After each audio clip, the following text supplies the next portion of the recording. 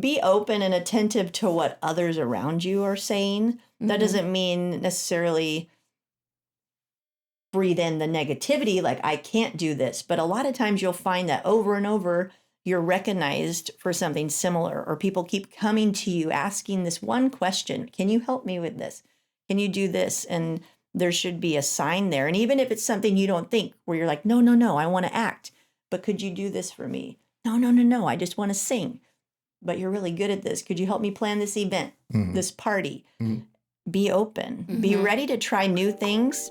You can always change your mind and go back. But when I became willing to step into a different role, I actually began to thrive. I love it.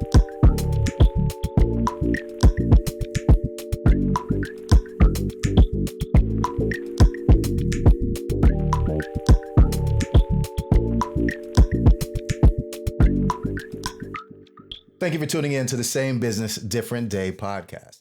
I'm your host, Zeke Corley. Now, first, I want to introduce you to my co-host, Rachel Beld. Fresh off of her vacation with her summer glow, Rachel is the hard-working CEO of the Vista Chamber of Commerce and the host of Velocity, the Vista Chamber podcast on a Different Day radio network. Her podcast will soon be entering its third season. Check out past episode favorites, like her interview of former Mayor Judy Ritter, Veteran of the Year Rudy Moreno, and City Manager John Conley. Thanks, Rachel, for hanging out with us today. Thanks for having me. I'm excited to be here. Awesome. Now, our guest today is Sheri Stilson. We called her the day after the big party, so you know this is going to be a fun one. Our show is about educating current and future entrepreneurs through the success stories of our guests. A common theme on this show is that many of your favorite entrepreneurs spend less time celebrating their success and more time thinking about what's next. In this episode, we'll discuss Sheri's approach to problem solving, collaboration, national event planning, motivating and educating high school age students, and maybe we'll talk about her famous dance moves as well. Same business, different day audience. Please welcome Sheri Stilson to the show. Yeah. Hello. How you doing, Sheri? I'm doing The pretty big good. party. We're just going to just drop the ball here now and just let them know you're leaving us. I'm moving. I know. Yeah. Crazy. I'm born and raised in San Diego, but moving to Nashville, Tennessee tomorrow. Yeehaw. Literally. Tomorrow. We really appreciate you making the time for us. Hey. I'm going to miss Really. you. Thank Yeah. you. Likewise. Yeah. Go out with a bang, right? Yes, So absolutely. I'm happy we finally got one in. We're doing it. We're doing it right now. We So are. it's actually cheers. All right. Cheers. Yes. Cheers to new beginnings, Yes. right? So you say born and raised in San Diego. San Marcos, San California. Marcos. Okay. Back when there was horses and it was very quaint, and now it's quite built up. But Yeah. yeah. San Marcos. Booming. It's moving so fast. Yeah. You know. What do you have like thoughts of like what you wanted to be when you grew up back then? Initially, I really wanted to be a veterinarian. Okay. I loved animals. I loved horses, had the posters on the wall, but I wanted to just be a regular veterinarian until I got a puppy. Mhm. This is gross, but I can just say so, right? I was laying, cuddling him, and I felt something tickling my arm, and I looked, and it was a worm coming out its Ew. butt, and I was like, nope, I don't want to. I Ooh. can't be a vet. If I can't even handle a worm on my arm, I don't think I could handle the other stuff. That's so gross. And that was high school. But I always had a flair for entertainment. Okay. So I sang from an early age. I did musical theater. I Mhm. sang on worship team at my church. Loved to act. I think my main goal was Broadway or be an actress. How did all the singing and acting stuff start? Did that start like, were you just performing at home, like in front of your family? Oh, and- yeah. Yeah. My first solo that I sang was about a flea. It was a cappella. I sang Fleas at and the worms. age of 5 years old. I'm fascinated. Was this an original song? No, Okay. it is one that was just one of those CDs or tapes that you listen to that has all these different kind of animal songs. So Okay. there's one about a turtle and Okay. a Galapagos, and then there was one about a flea. So at the talent show at my private school I went to in San Marcos, I signed up to sing at the age of 5. But that school is amazing. It's Valley Christian School. It's still there to this day. And we had an amazing theater group. A good friend, Debbie Edo, was one of the moms, but she ran it. So every year we would do several plays, and you don't necessarily see that at public schools. Well, where our girls, our kids, you have boy too, but I did all the plays and sang there, elementary through junior high, and then high school I still did theater, but I also liked sports, cheer, so I had to balance what was it that I really wanted to do. But from a young age, I would listen to the radio. You remember when you would record your own cassette tracks? Oh, absolutely. And then I'd make up dances with my friends, and just always liked people watching me. That's I'm cool. very shy, though. It's weird. Yeah, sure. You're a friend of the stage, that's for sure. I am. And you encourage that of your daughters as well. Yes, my daughters are already performing. Both of them sing very well. And I don't just say that because my husband does not, and he doesn't dance. So we're very different that way, but they did get that. And from early on, 18 months, singing Let It Go and all these things. So just busting it out. And they've been in theater, Broadway Vista Theater right over here by the Film Hub. Shout out to Randy and Doug. Great program. I did theater with Randy and Doug when I was in high school. So I was Miss Really? Hannigan. Yeah, I was Wow. Miss Hannigan and Annie, my favorite role ever, because I was always the ingenue. I'm soprano, I'm blonde, so I always got those roles. But when I played a stepsister in Cinderella, and it changed my life because I got so many laughs. I thought, oh, there's something about that. Isn't there such power in getting a good laugh? Yes. That's the best. I love it. It's the I love best. it. So I did stuff with Randy and Doug, and now decades later, my daughters are performing there, and they just finished Peter Pan. Great stuff. That's awesome. You know, and it's funny, you speak about the laugh, and you also talk about the quote unquote shyness. But I'm interested in like what you think you might have gained during that time, like being on stage and performances and singing and all of that, like just from a more of a psychological standpoint and what you could use like in future life, you know, when it comes to maybe even sales or being more outgoing in that way. Like, is there anything that you think you gained or learned early on? Confidence, having to be in front of people really boost your confidence. So I like my girls to be up there, even if it's just so that they can be up for an interview or something later in life. It really did, as I look back, it prepared me to get my body ready, get my mind ready. I spend a lot of time really thinking through things, playing music that motivates me. I liked the fact that acting or singing, you can play a character.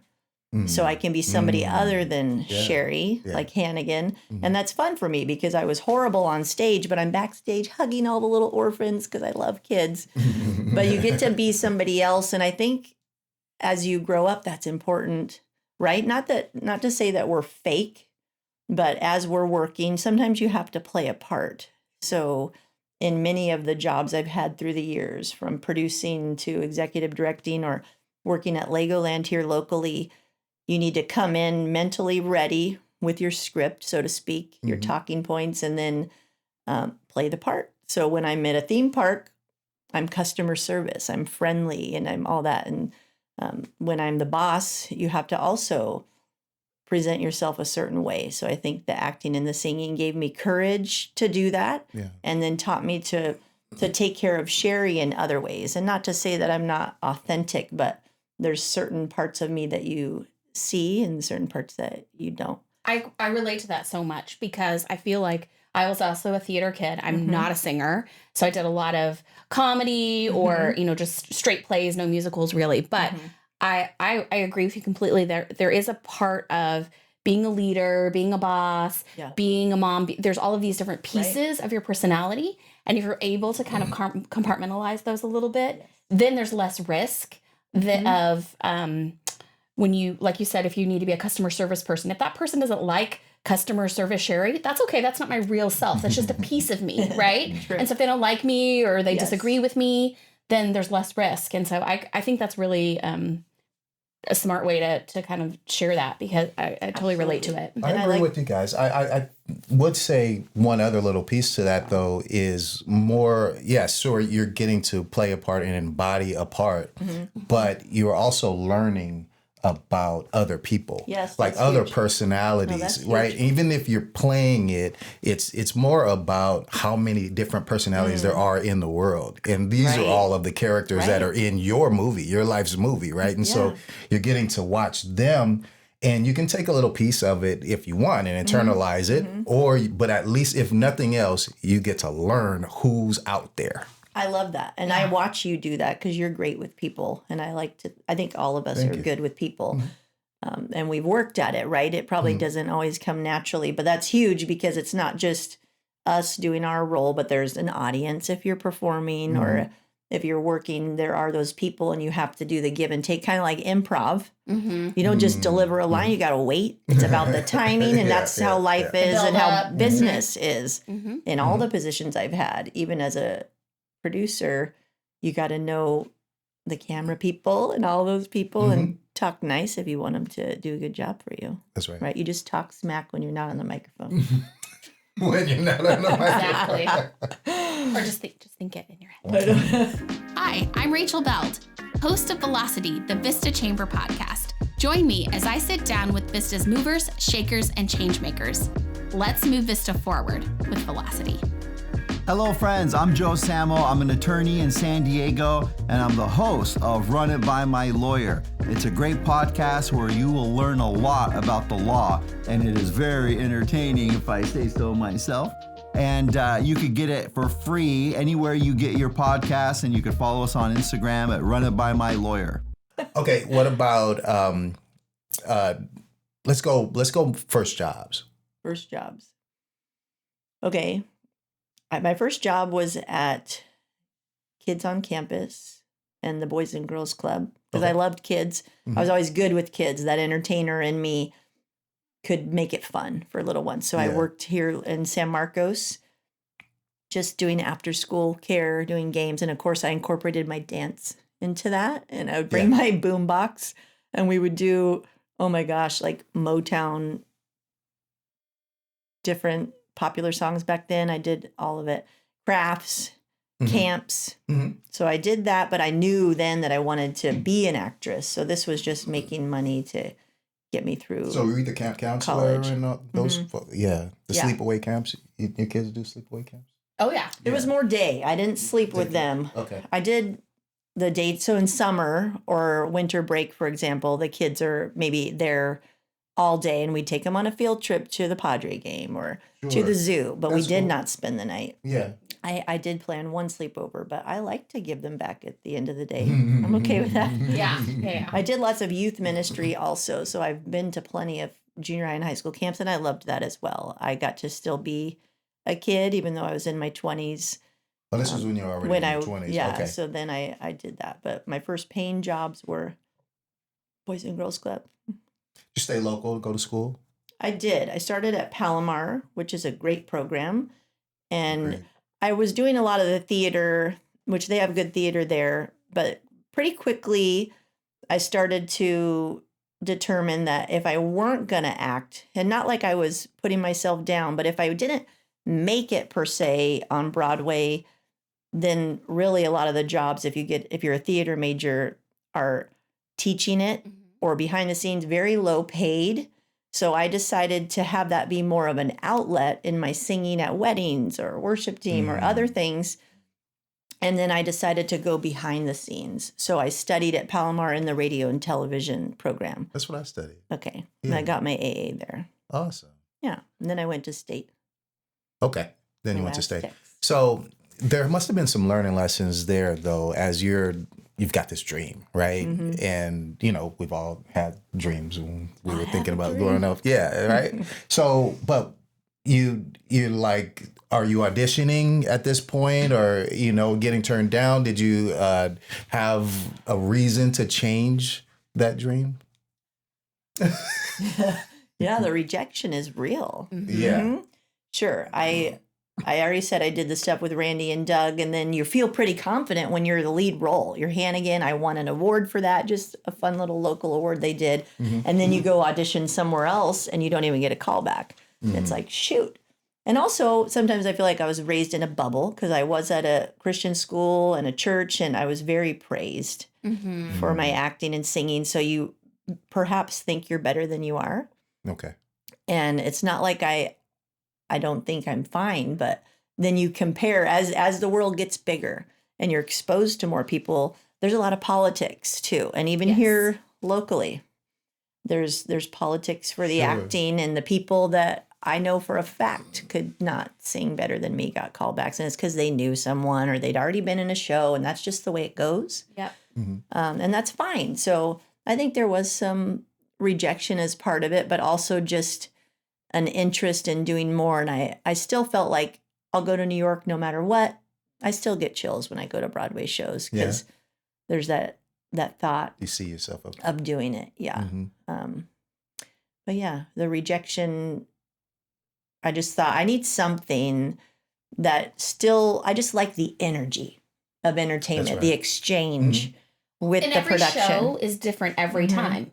Even if you're doing the same exact script, the same blocking, the same singing, the energy of the crowd, the energy on stage, the way the line is delivered, there's all of these minor tweaks that just changes that experience. Yeah. So it's like this adrenaline rush for anybody involved in a production like that. So it's totally addicting. I don't blame you one bit for getting sucked in. Well, and I knew I wanted to be around that world, so I just shifted. And I still like the acting. I still find little ways to act, to be on stage. And it's not to say that I wouldn't take on another role. One day I probably will. Sure. But I just started to just explore what were other positions that would get me in there and around, and then very quickly, like you hear from afar, the producer, director, some big job descriptions, but there's so much more that goes into TV, film, all these. So I started exploring.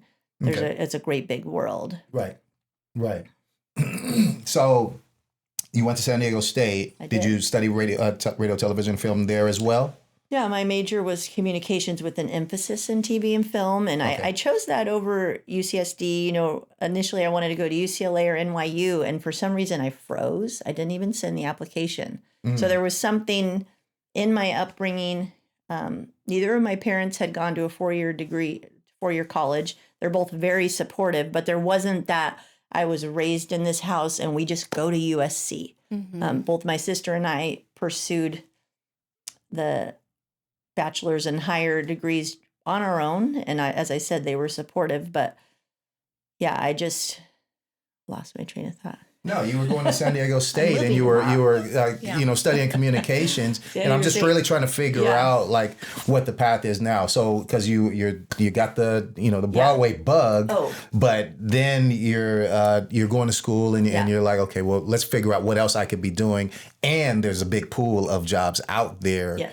In Hollywood. And so is that kind of where the focus went? I remember what I was thinking about. I didn't choose a UC, even though they're very admired, because San Diego State lets you get hands-on. And as I researched, a lot of the UCs, you don't get to touch cameras until grad school. So, and also UC San Diego. That surprises me. I'm sure you touch them. Maybe that's a little severe, but you're not making films. It's more theory based, a lot of them, until you get to the higher thing, right? Right? Yeah. And so I thought, you know what? I just want to go somewhere where I can do stuff. And by the time, my first semester, you're making little films, and we had to edit. This was right when Final Cut Pro came in. And so we literally had to go splice the film together. And then the next semester we were able to use Final Cut. But I have so much admiration for the people for years, decades, that have sat there doing that. But anyway, I'm at State exploring, and the first final, we had to get up and pitch ideas. And I pitched an idea for a little black and white film, a silent film. So it was quite different than what anybody else was doing. And I got selected. So only a few people get selected, and then everyone has to join on teams. So I thought I was directing that because it was my idea.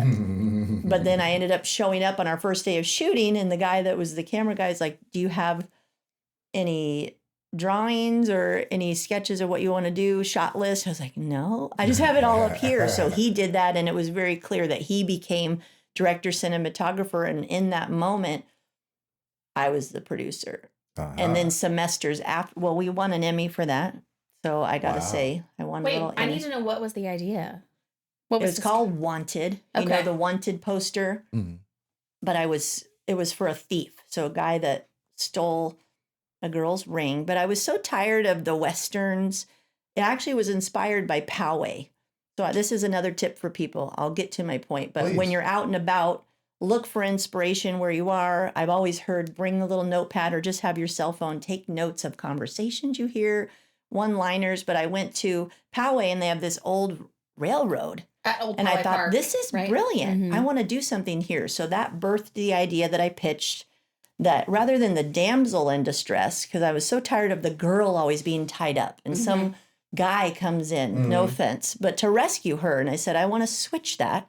So I had it be where this thief comes in and steals the girl's ring when her boyfriend's proposing, and the boyfriend was too wimpy to go after him.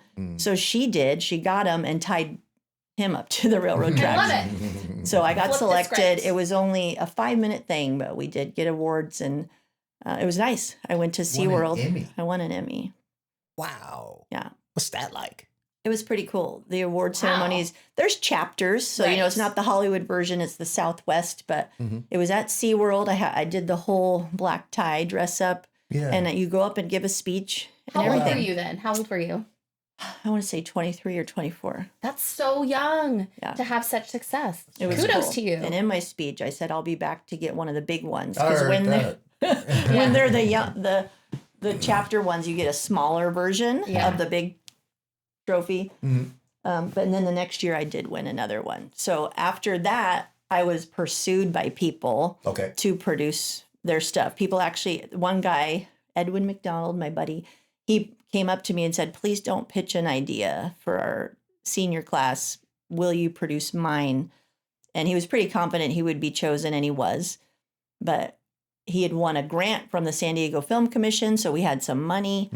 And I said, sure. So I didn't do my own idea. I produced his, now starting to see and have other people recognize that I had skills for planning and thinking stuff through. And then the other people were more the creatives. Because even though I like to act, I'm not the techie. I don't set up the cameras. Thank you, everybody that does that.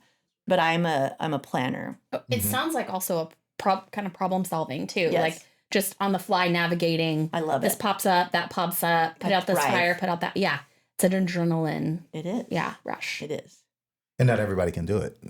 So it's best that, you know, you got somebody that you can lean on that wants to be in that position. Yeah. Like some people, they get thrown a problem and they're like, well, tell Rachel. They freeze. There's either, you know, it's the kind of that fight or flight situation when a problem pops up. Some people freeze and some people are like, bring it on. Yeah. I got this. It was a huge compliment. Well, and I will say that as a tip to people wanting to just explore is be open and attentive to what others around you are saying. That doesn't mean necessarily breathe in the negativity, like I can't do this. But a lot of times you'll find that over and over, you're recognized for something similar, or people keep coming to you asking this one question. Can you help me with this?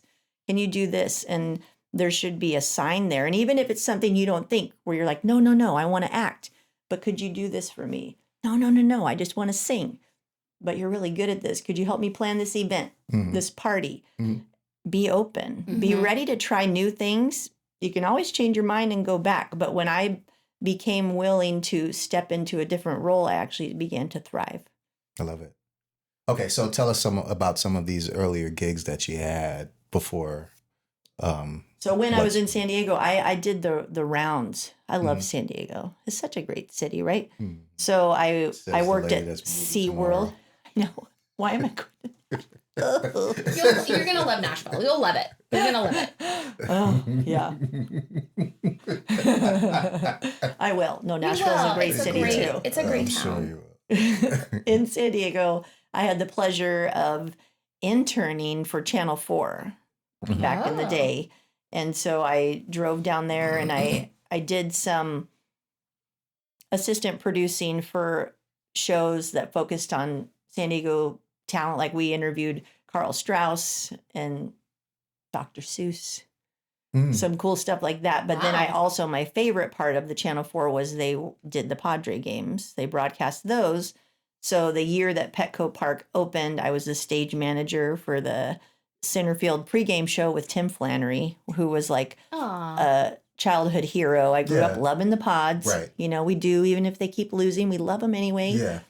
Um, They won yesterday. so that was a pleasure. And that same summer, I also worked at SeaWorld. Again, something that I wouldn't have signed up for, but somebody at San Diego State, a more tech guy, said, you should apply. You should work for the entertainment department. I was like, no, I'd rather do something else. He's like, no, just come. It's fun. So I ran camera for like the Killer Whale show back when they used to jump and you have to follow them as they're flipping. And I did dolphin show and pets show. But even there, I learned a lot about audio and camera shots. Even though I didn't want that position, I was willing to step into something. Plus, it's fun. It's SeaWorld. And same with the Padres. So I'm learning different roles that then later, when I found my path, I'm able to still communicate with those people. Yes. So this is all pre-Hollywood, but I did SeaWorld, Channel 4, Padres, and then I interned. This isn't a good story, but I did intern for Stu Siegel Productions, and this was part of my state. And I was so passionate that I had to go there because it was the only one actually producing shows in San Diego. Everything else was LA. And the other internships felt boring to me. It'd be like an ad agency or something like that. And I went to Stu Siegel and it just wasn't a good fit. And I got myself in trouble and I got fired from my internship because I was too confident. Mm-hmm. People get fired. And you got fired for being too confident, which I is was cool. a little big for my britches. And I like the other lesson that you just gave too about maintaining connections. Yeah. You know, so I think there's some lessons in there. Not everybody can, keep all the jobs, but you have to find the one that's a fit for you. And so I think that's great. Right. Well, and especially in an industry like what you're talking about, there's so many roles and so many different positions. Having an understanding of what other people do makes you better at your own job because there is so much collaboration that happens. And so learning some of those technical skills that you described, I think that's really good advice for anybody, whatever industry you're in. Whether if you're an owner of a restaurant, you need to know how to cook the food, how to run the register, how to mop the floor properly, how to, you have to do all of those things or else your restaurant's not going to be successful. Right. And to motivate. Yeah. Because if you treat people like crap, or I don't move lights, I don't do that. Right. I'm above this. No, absolutely. It's a team. It takes everybody. So yeah, that's a great, very valid point that it all was beneficial. And even the getting firing hurt. And of course I made it their fault at first, but it humbled me and sharpened me a little bit. I love it. And you got some big producing gigs that came after that. When I finally made the transition to LA, yes. Are we talking about the transition? Sure. Okay. So I finished San Diego State, had those interns, and that summer, the glorious SeaWorld San Diego Padres summer was right before my move to LA. So I was ready. Me and my husband at the time were looking, and this is where it helps to just be a good person, ask questions, because one of my professors, Tom Metter at State, liked me. I was his TA, and when it was time, I went to him and said, "Who do you know?" And he didn't just give away names to anybody, but he did give me 5 names of people that were working in Hollywood, and he said, "The rest is up to you. But I'm trusting you with these names and their contact. Tell them I sent you, and then the rest is up to you." So I reached out to all of them, heard back from a couple, but John Kerhofer is one of the ones that he gave me, who also is a former Aztec, and he was working on Survivor up in Hollywood. So John calls me, says, "Okay, if you're a Tom recommendation, that's good for me. Let me see what I can do." So within a couple days, I had a call from the post department interviewing me and then offering me a job as a transcriber. And even there, my pride, I was like, I'm better than this. I don't want to be in post. Yeah. Right. And I told him that. I was like, I don't really want to do post. I want to be, those people are just sitting there on computers. It's not that fun. I want to be out there. Yeah. Right? The actress in me is like, just get inside and do a great job and the rest will happen. And I'd also attended entertainment seminar at Biola University where Ralph Winter, a big producer of X-Men and stuff, he spoke.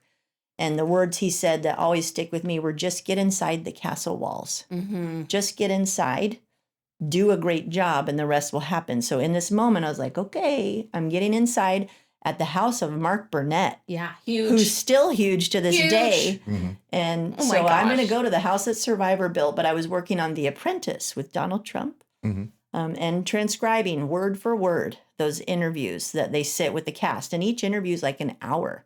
And they'll maybe use like a 5 to 10 second bite. Mm-hmm. But I was typing, then, yeah, so that the producers can go through. But John was right. And even there, I pressed a little hard at Mark Burnett. I would go make the rounds. And that's where sometimes you can be too social or talk too much because I wasn't quite ready. I hadn't proven myself yet. I was trying to use my personality, but I think then I turned some people off. But eventually, I did get to go to New York on the Martha Stewart Apprentice, which only had one season. One season. For a reason. But Donald just knew what he was doing, right, with the You're Fired. And she didn't ever really get there, although I do adore Martha in her zone. Yeah, she didn't ever really have a tagline for didn't. that show. No, she wanted to write them a letter at the end. Oh. Like a letter, this is why you weren't good. And that just didn't work for that type of show. But again, we were in her building. didn't have the she's punch. brilliant. Yeah. But he knew how to give a good I one. watched that season. I mean, I Me watched too. all The Apprentice and especially that season because I love Martha Stewart and I remember She watching had it. the ankle bracelet on when we did that. That was fascinating too. Oh, that's a little It juicy was, tidbit. I know. So we weren't allowed to film below the waist. Yeah. That's hilarious. She was very nice though. People don't always think that about her, but she was nice. She carries her. She's beautiful and tall in person. She's still beautiful. Donald's shorter She's than you'd think. 80 or They're different. something now, right? There was just an article that she's 80. Yeah, no, Crazy. she's amazing. She's done a lot. So anyway, I got to go to New York and there I was dubbing tapes, which how boring is that? But I'm in New York City. I did like You're a in the night castle shift. walls. So I'm in the castle walls and I'm in one of America's greatest cities that I love and just making it work. Mhm. And then somehow it just progressed to the next. And I found you got to find your people. So I also say find your core. And there was my husband had a job on a show called Trading Spouses. So he was doing more tech stuff, camera, and they needed That's crazy. they needed a talent handler. Lucky I know the me. movie Trading Spaces, but I never heard of Trading Spouses. That's Trading just Spouses is like bananas right wife there. swap. yeah, it was I this- get it. I've heard of Wife Swap, but I hadn't heard of It Trading didn't Spouses. do as I Okay. mean, Wife Swap's the one people know, but Yeah. it's very similar. And they needed somebody to travel with the moms. So I thought I like talent. I could be a talent handler. So that's I actually had to leave Mark Burnett. And I adore that company. And I still have friends there to this day who have gone on to great success with Shark Tank, multiple Emmys. But I had to leave that place and find my place. And that happened when I stepped out and decided to do the talent handler. Again, not a glamorous spot, but I befriended the mom. So I would fly with her. And when you land somewhere, I get on walkie with the producers and tell them we're here. They're like, okay, come down the elevator, but be 5 steps behind her so you're not in the shot and just all that stuff. So inadvertently, I was being trained as a baby producer.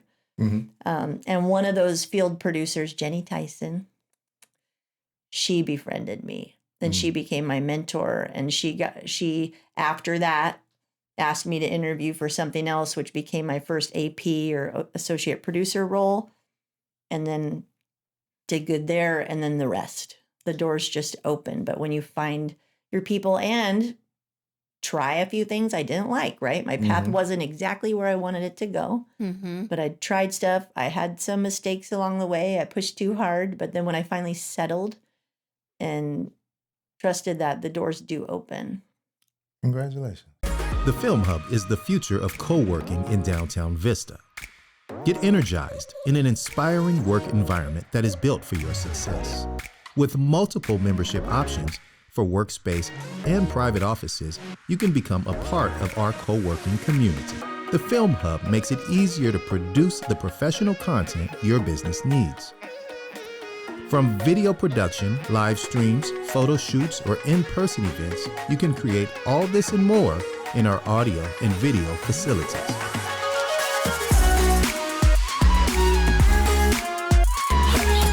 Love your work and where you accomplish it. The Film Hub.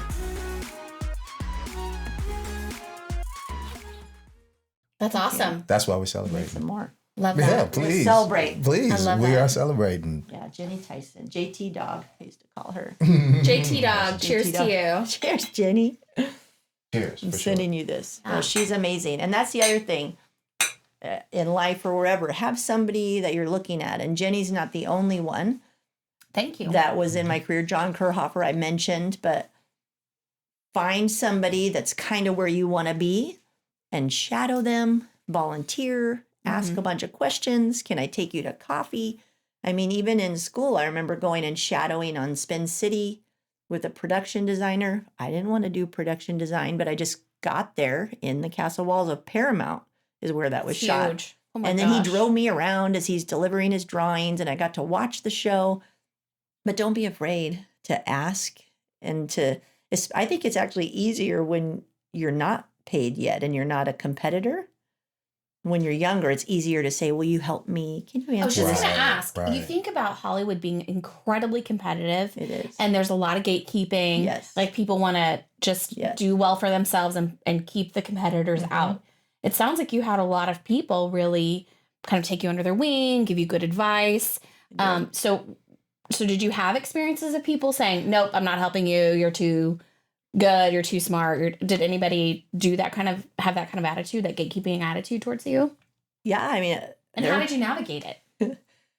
I've been on some sets where there's mean girls. Yeah. Like, the Mean Girls? Oh, yeah. The show, it's real. It's a thing. And I don't know why. Like, I felt like I was in high school again. And I was like, I left Right. that. Yeah. But I don't know what it is. I just rubbed them the wrong way. And they would just not let me do certain stuff. And other people would move on. Or same with the internship where I burned my bridge. There was a girl in the office there that I just knew from day one. Wasn't a fan. And I don't know if it was, oh, she seems ambitious. I see something in her. Yeah. Or if I'm just annoying. It could be any Right. number Sure, of things. right. But you do have to get that thick skin. And then what I do to this day is I have a core of people behind the scenes that know exactly who I am. They know I sang about a flea when I was 5. Right. They know that I love the beach. They know my triggers, and I go to them to be my mirror. Yeah. I don't let these people, same with the rejection of the theater or those Right. kind of things, because it's going to happen. It's not always, I didn't have the easiest road, but then when you find people you're safe with, stick with them. You see on the high level, the Steven Spielbergs of the world and George Lucas, they have their team, and those people tend to go from show to show to show. Because And they're their trusted circle. probably in business too, Right. right? You get your people and you just Yeah. take them. That's it. So I just That's a great navigated tip. it by letting it roll off. It hurt for a while. Nobody likes rejection. But Find your people. I just realized they're not my people. And also I wasn't there to make best friends. I was there to enhance my career. And if you find some friends along the way, that's okay. Mm-hmm. But I wasn't Yeah. on set to make friends. So if those mean girls didn't like me and that made them feel better about life, so be it. I just decided to start putting my energy elsewhere into what I was good at and to the people that did care and not worry about those lame people because you're never going to get rid of that. And I don't know why it happens. One more question on Hollywood before we move on to the reveal. Just because of what's happening in today's day and age, anybody who's like affected by all this striking? Sure. Yeah, I have tons of friends that aren't working, some good producers at Warner Brothers and Disney, just sitting there waiting Yeah. and wanting to support the writers, also wanting to work themselves. So it's a fine line because you want to advocate for different people. Yeah, I know there is still things that are in production, and I'm not sure how those companies are navigating the rules. Maybe like reality or things like that, where it's technically unscripted, Not writing, yeah. you can skirt around. But the bigger pillars aren't doing much. So I have plenty of friends that are out of work and waiting for things to settle, which we hope happens soon. It sounds Absolutely. like it's going to be a while. Months still. I Yeah. know. I'm so sorry. Sorry, Yeah. Zeke. I didn't mean to cut you off. No. I'm just as a writer myself. I'm on the side of the writers, and Yeah. I hope that the best for them. So Oh yeah. that's that's awesome. what do you have if you don't have a script, right? And then if Got you don't have the AI. lights, you need it all, and that's foundational. So Right. I don't know why there would be such resistance in giving people what they're worth and Yeah. taking think- care of them. I think the AI has a lot to do with it, Mhm. and that's Yeah. a It's complicated. That's scary. scary, I know. very scary Goodness. situation. So, There's no authenticity in AI. I don't care what anybody says, but I that's know. just my opinion. Okay, so now it's time for the reveal. The reveal Yes, of the reveal. So today we have the privilege of sitting down with a true powerhouse in the world of events and entertainment. Allow me to reintroduce our extraordinary guest, Sheri Stilson. Sheri has been a part of some of our favorite TV shows, reality shows, game shows on HGTV, Fox, CBS, Bravo, MTV, Warner Brothers, and Animal Planet. She's also been an event supervisor for the world-famous Legoland organization. Sheri is now the executive director of the Student Television Network that is looking to shape the next generation of storytellers by empowering their voices through broadcast journalism, film, and multimedia education. Without further ado, let's dive further into this captivating conversation as we explore the remarkable journey of Sheri Stilson on Same Business, Different Day.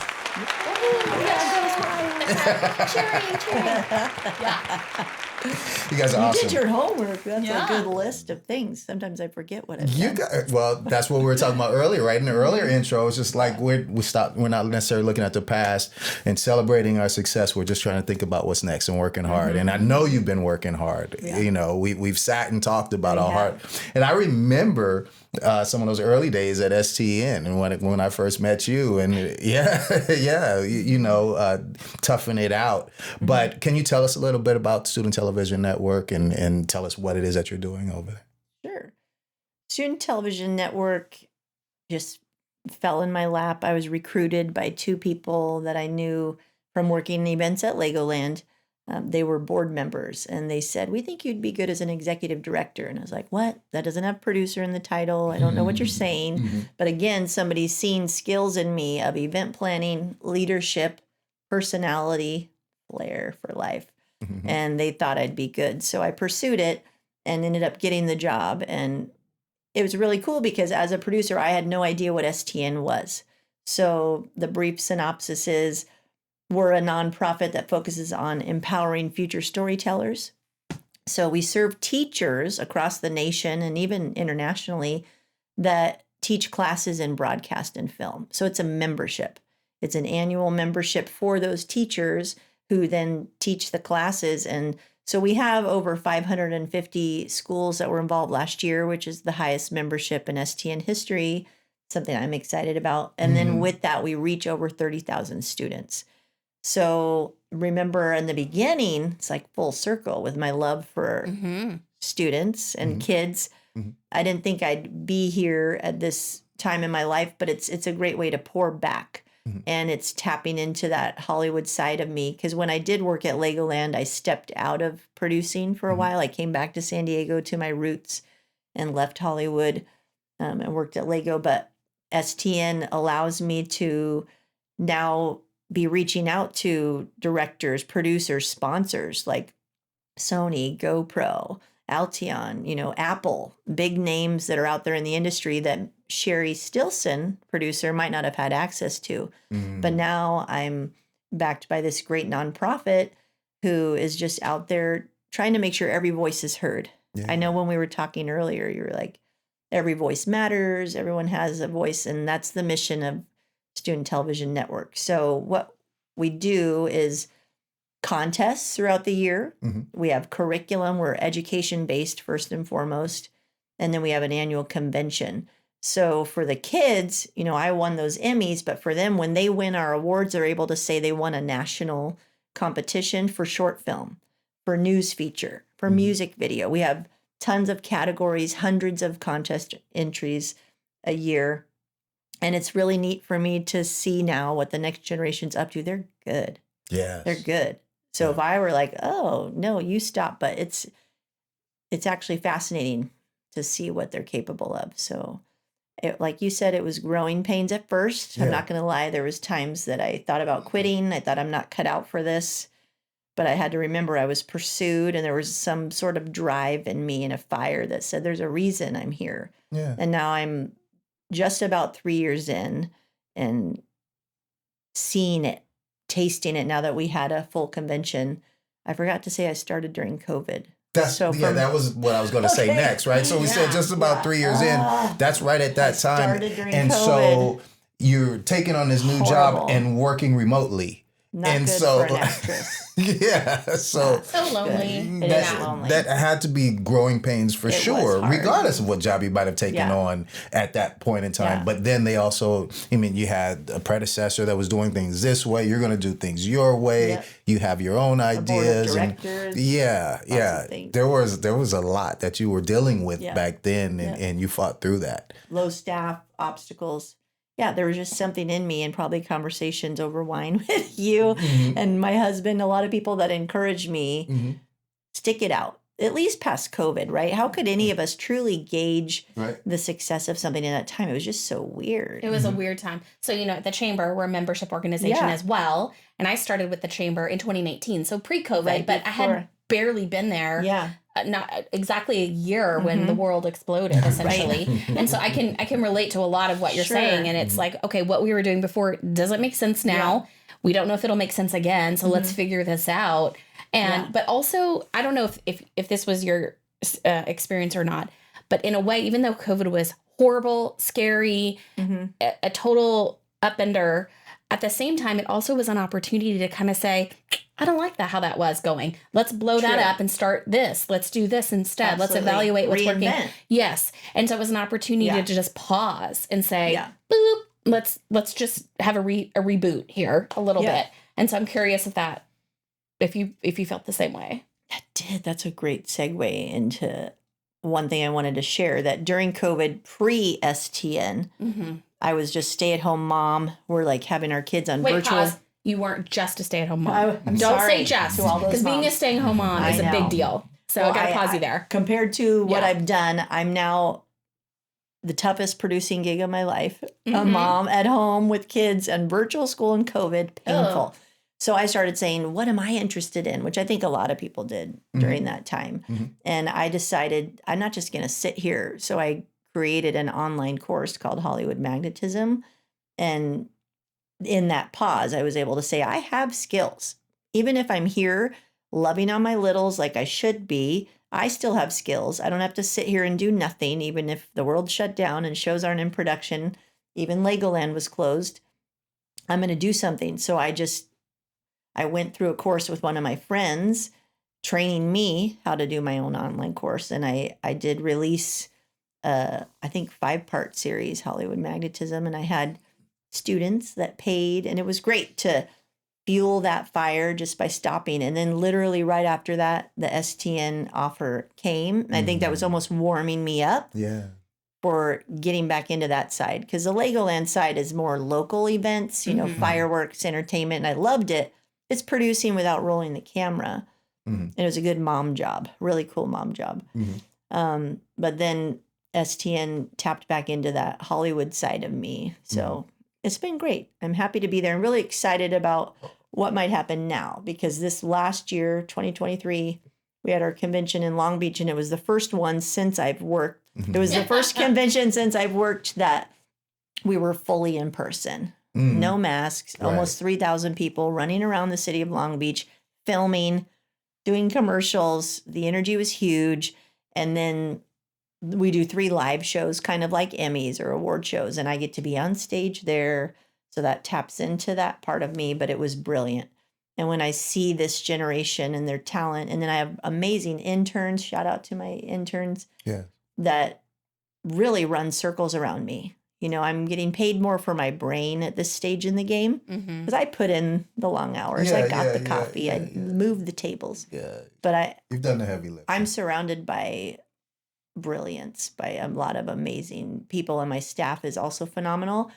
Without many of them, I wouldn't still be here. Like I said, I was ready to run for the hills, but something told me you're not quite done yet. So I'm in a good place. Good for you. Shout out to my interns. Thanks for all the pep talks. Of course, you're absolutely welcome. I think we were on the right path, even when we were talking about everything that you were going through, and I think that those conversations made sense. I mean, they at least made sense to me, and it was so great to hear about what the possibilities were. What you were working on. I'm like, wait a minute, you can influence that many high school age students. Right. Like, it was, it's just like, we got to find a way to do this. I know it's tough, but we got to find a way to do it. We've been brainstorming, right? The youth podcast, which now some of our brilliant interns have started a student podcast. Shout out to Van and Nicole. Yes, but I'm hoping at some point we can still collaborate, even from Nashville. Maybe I'll bring the Film Hub out there. Shout out to Van and Nicole in that podcast. And Nicole, stop letting Van push you around. I listened to that episode. And shout out to Zach and Omar as well. Who carried the torch for our teacher podcast. It's like I said, I'm surrounded by brilliance. Yeah, I love it. So, I want to get back just a little bit into the event. Like, what's it like to coordinate something like that? I mean, you're talking about a national event. Yeah. And you've got all of these students all over the country and all of these teachers who are also working with you to try to, round up their students and then bring their projects to one city. And you're doing it again one more year in Long Beach? We will be. I love Long Beach. They treat us well. It's a beautiful city, very film friendly, close to LA, but not in it. It's just perfection. So yes, we will be there in 2024. And then we're now pursuing our future convention locations. We will move and rotate around. I'd love to come back to Southern California, and I'm sure we will. This is I hope so. Film. If so, I'm coming to the next one. I'll definitely be there. No, but the planning, it's huge. But that's where all these different things in my life have set me up for such a time as this. Whether it's a theme park where I have certain logistical skills, or whether it's being on set where I understand the live shows and the camera, or if it's just motherhood and understanding people and personalities. It's certainly a lot to manage because I have this year in particular, you have a board of directors that comes in. So we got to find a role for them. And then how many on your board? How many people on your board? 8. Okay. Yeah. Now we're down to 4 because we just switched, but different story, but very supportive team there. I had over 40 interns this year, up from 20 last year. So we're growing exponentially. I have a staff. Finally got an assistant, amazing staff. Nice. But it takes an army. So I think there was 65 of us behind the scenes. And then I hire a local guy, shout out to Andrew, an Impressa dad who does events. So I couldn't do it alone. Again, I'm being paid more for my brain at this point, and I just surround myself with amazing people. This podcast is brought to you by YourInsurancePlace.com. Owning a business is hard work. You put your blood, sweat, and tears into it every single day. You need a partner who understands the ins and outs of insuring small to medium-sized businesses. For over 40 years, our California Property and Casualty Insurance Agency has insured businesses just like yours. We've seen it all, and we've learned a thing or two about what it takes to keep your business protected. That's why we offer free policy assessments. We'll take a look at your policy and let you know if there are any gaps in your coverage. Let us help you to protect what you've worked so hard to build. YourInsurancePlace.com. I know you wasn't expecting this type of commercial of another podcast coming in, but whoever you were listening to, they're irrelevant at the moment. What I'm saying right now is we have a brand new podcast that you should stop listening to whoever you listen to in this moment and listen to us at Odd Pairing. It is about adult beverages and Wait, I'm supposed to tell you about that. And Paige is going to tell you a little bit more. So it's adult beverages, food, community, culture, and basically anything else we find interesting through the drinking. Yeah. And as you can see, we've been drinking a lot today because we already did the episode. So at any time, you guys can find us when you finish with this podcast, whoever you're listening to. You can find us at YouTube. You can find us on Spotify and iTunes and anywhere else you get your Instagram podcast stuff. And you can also find us on Instagram, where you will find hilarious memes and some snippets from our show at Odd Pairing Pod. Cheers. Cheers. And we have great teachers like Omar and Zach that volunteer. So a lot of it is volunteer hours because we are a nonprofit.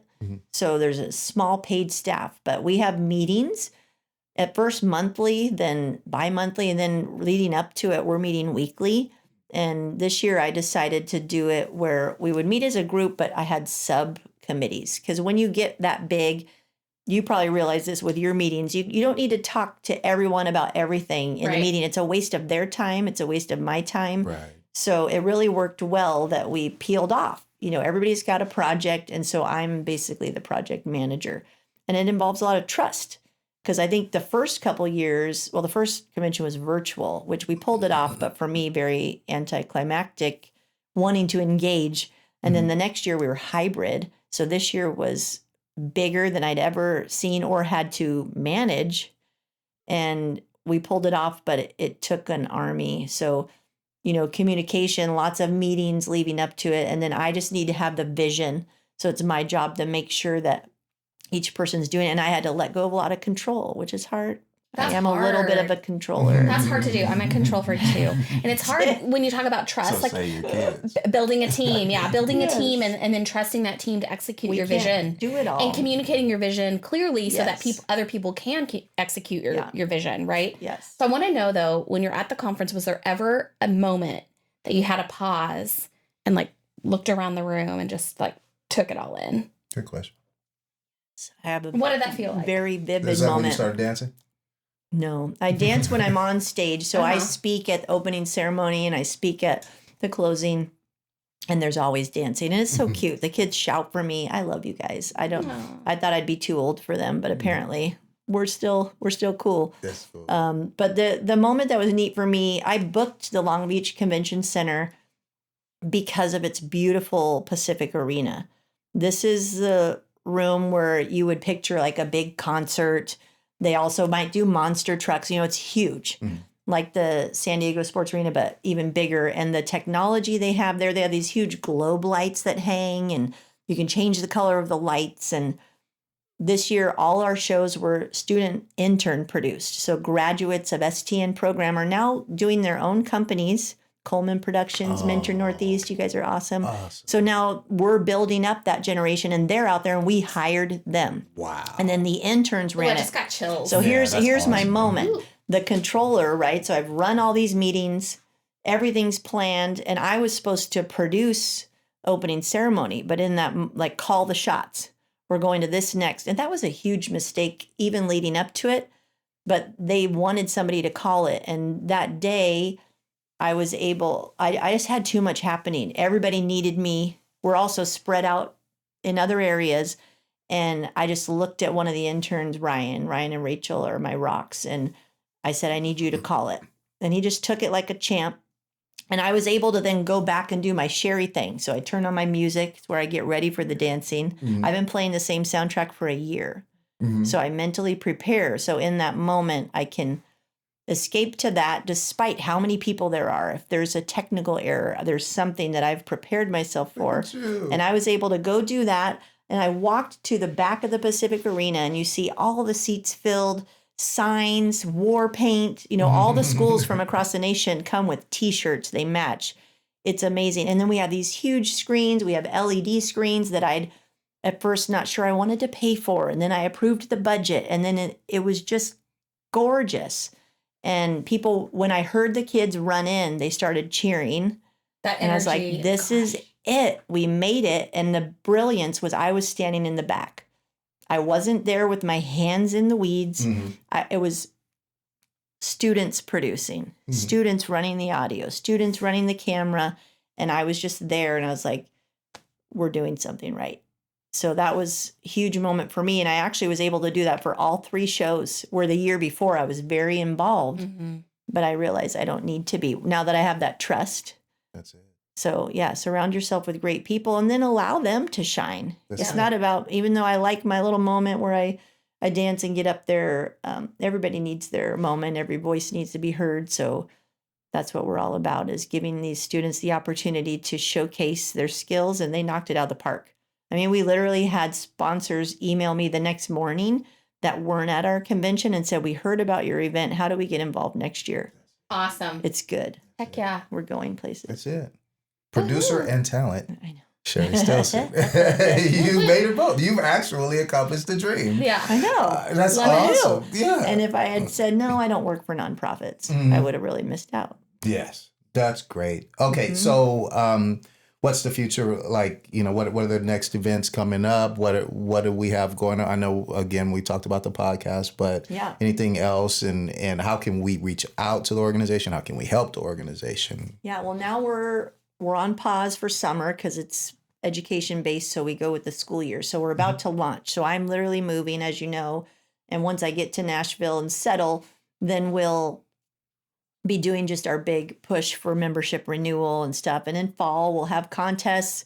So it happens quick. You know, the teachers are in class and we provide them curriculum they can use. And our contests are an assessment of that curriculum. So that way they don't have to think that hard. But we're going to be adding some video components to those curriculum lessons this year. We're going to be doing some new things with contests. The convention is going to shift in location of the convention center to keep it different. So we have some stuff there, but we're always growing. And you can reach out. We have a website, studenttelevision.com. And we have Instagram, which I think it's STN now. And then you can do STN Sheri, Sheri, because I did get a little fan following. So cute. And people can help by connecting us with resources. So if you're an industry professional and you'd be willing to speak, you know, at our convention, we have sessions, we have the live shows, contests, but we are looking for people that want to pour into the next generation. And a lot of it, we are asking for volunteer because we don't have the huge budget.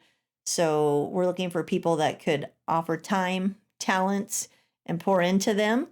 Also, we're always looking for donors and donations that believe, and that would allow us to give more scholarships. So that's where a lot of my time is going to be spent this fall, is pursuing those corporate sponsors that I've been working 3 years to build a relationship with, and also individual donors. When I was working in Hollywood, I had no clue about STN, but I was making decent money. And if somebody had said, hey, kind of like Make-A-Wish, who I volunteer for, here's Johnny, and look what STN did for him, and now look where he's at. Would you mind giving and helping kids like him get out of his low-income situation, believe he has a story, tell it, and then make it to Hollywood? I would have given. I mean, even $25 a month, or we'll take thousands if you've got it. But there's, time, talents, and then obviously finances are a huge part of any nonprofit. So are you looking for more schools to join the network absolutely. as well? Where is the bulk of your membership? Is it all over the country, or do you have a specific? All over. Is it? My staff member, Shonda, I love her. We call ourselves Thelma and Louise. She just actually did some statistics for me, and we're in 48 out of the 50 states. Wow. Beautiful. Huge. Yeah, our biggest groups are Hawaii. They're phenomenal filmmakers out there. California, Florida, Texas, and then some in the Northeast, I would say, are the biggest pockets. Okay. But literally 48 out of the 50, and I was so proud of that. We're also in Canada, Mexico, China. China's paying attention. That's beautiful. They don't necessarily come to convention. That's far, but we want to grow to that. So we've got ambitious goals this year. I'm looking to raise enough money this year to where I can afford the convention in advance for 25. Because right now it's like we rely on the members to join. We rely on people to sign up, and I don't like that. The producer in me doesn't like. I want to just change the business model that I was handed and just get people believing and get people giving so that we can now help more students. So we've already set goals as a team. I have meetings every Monday with my staff that we want to increase our membership possibly by 25%. So, and we did that last year. We hit that goal because we were at 400 and we went to 550. So I think we're just going to keep growing. There's some obstacles that I won't go into with what teachers are allowed to spend money on. Right. And so we're trying to help them and come alongside and show them that it's a worthy resource. It's really not that much per year. But yeah, we're just looking to grow. But to grow, you need the backbone, right? So I need the staff, the money. It's all the business model that I can't do it alone. Yeah. So excited for that, but also want to make sure we have a firm foundation before we grow too big. And well, we're hoping to help with the podcast part yes, of the model I for would love sure. for that to happen. And we just really, we're just really happy for you. You're doing great things, and you're doing important things, honestly. And you taught some really good lessons today too, which we really appreciate. Thanks. Right? I'd say what I picked up really was the piece about getting yourself inside the castle walls, right?